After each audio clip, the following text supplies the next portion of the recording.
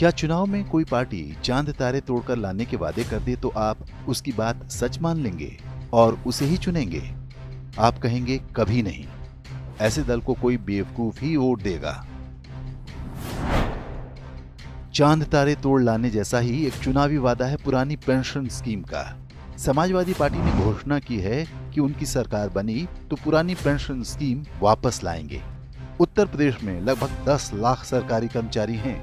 उन्हें लुभाने के लिए ये चारा डाला जा रहा है। पुरानी पेंशन योजना में सेवानिवृत्ति के बाद कर्मचारियों को पूरे जीवन एक निश्चित पेंशन मिलती थी, जबकि वर्ष 2004 से लागू नई योजना में कर्मचारियों को उनके योगदान के अनुसार पैसे मिलते हैं, न कि कोई पक्की तय राशि। इसमें कर्मचारी को अपने वेतन का 10% जमा करना होता है, जबकि सरकार उसकी ओर से 14% पैसा जमा करती है। एनपीएस में निवेश देश के सबसे कम जोखिम वाला है और इस पर रिटर्न भी बहुत अच्छा मिलता है।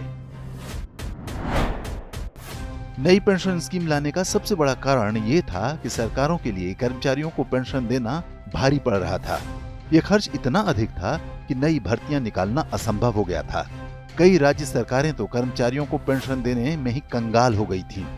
चुनाव का वर्ष होने के बावजूद तब की वाजपेयी सरकार ने ये अलोकप्रिय लेकिन देश हित में उचित कदम उठाया। अन्य दलों ने भले ही दिखावे के लिए विरोध किया, लेकिन अपनी सरकार वाले राज्यों में उन्होंने नई पेंशन स्कीम तत्काल लागू कर दी। इनमें अखिलेश यादव के पिता मुलायम सिंह भी थे, जिन्होंने उत्तर प्रदेश में इसे लागू किया। प्रश्न उठता है कि क्या किसी सरकार के लिए पुरानी पेंशन योजना को दोबारा लागू करना संभव है? उत्तर के लिए आपको कोलकाता नगर निगम का ये समाचार जानना चाहिए। निगम ने घोषणा की है कि सितंबर 2021 के बाद रिटायर कर्मचारियों को पेंशन नहीं मिलेगा। बंगाल एकमात्र राज्य है जहां पुरानी पेंशन स्कीम चालू है। बंगाल की खस्ता आर्थिक स्थिति का ये सबसे बड़ा कारण है। पेंशन ही नहीं, कर्मचारियों को नियमित वेतन देना भी राज्य सरकार को भारी पड़ रहा है। माना जा रहा है कि शीघ्र ही बंगाल सरकार को भी पुरानी पेंशन योजना छोड़नी पड़ेगी, अन्यथा उसका दिवालिया होना तय है। दिल्ली में 26 मई 2018 को अरविंद केजरीवाल ने पुरानी पेंशन योजना बहाल करने की घोषणा की थी।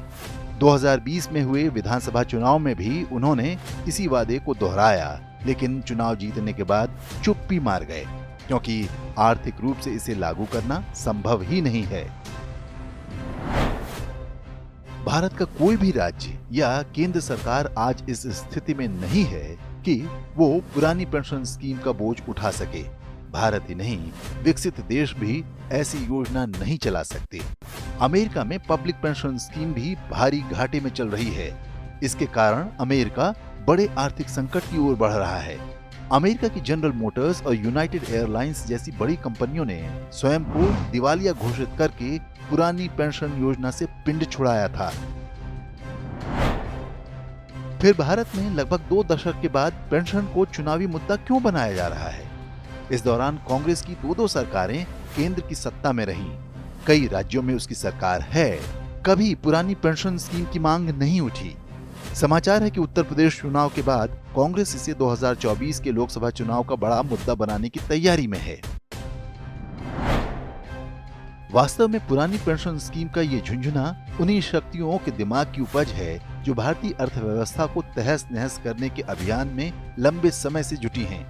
दबाव में आकर भी किसी राजनीतिक दल ने पुरानी पेंशन योजना को थोप दिया तो ये देश के लिए आत्मघाती सिद्ध होगा।